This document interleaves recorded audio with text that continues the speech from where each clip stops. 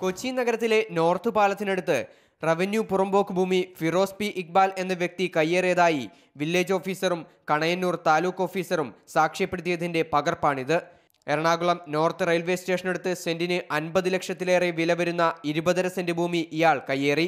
Ernakulam village ഓഫീസിന് കീഴിലെ survey number 2342/1, 1789/2 എന്നീ സ്ഥലങ്ങളാണ് കയ്യേറിയിരിക്കുന്നത്. ഈ സ്ഥലം കയ്യേറി മതിൽ കെട്ടി തിരിച്ചിരിക്കുകയാണെന്ന് കേരള ലാൻഡ് ബാങ്കും കണ്ടെത്തിയിട്ടുണ്ട്. കയ്യേറിയ സ്ഥലം ഇപ്പോൾ സ്വകാര്യ വാഹന ഡീലർക്ക് വാടകയ്ക്ക് നൽകിയിരിക്കുകയാണ്. റവന്യൂ മന്ത്രി ചന്ദ്രശേഖരൻ സാറിന്, കളക്ടർക്ക്, തഹസീൽദാറിന്, അതുപോലെ തന്നെ കോർപ്പറേഷൻ സെക്രട്ടറിക്ക് ഇപ്പം എല്ലാവർക്കും കൊടുത്തിട്ടുണ്ട്. പക്ഷേ ഈ നിവേദനങ്ങളൊക്കെ എവിടെ പോകുന്നതെന്നും ഒരു പിടിയില്ല.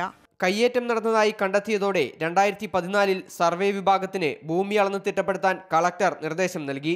ഹൈക്കോടതിയും റവന്യൂ മന്ത്രിയുടെ ഓഫീസും ഭൂമി അളന്ന് കയ്യേറ്റം ഒഴിപ്പിക്കാൻ നിർദ്ദേശം നൽകിയെങ്കിലും ഇതുവരെയും ഉദ്യോഗസ്ഥ തലത്തിൽ നടപടിയൊന്നുമായിട്ടില്ല.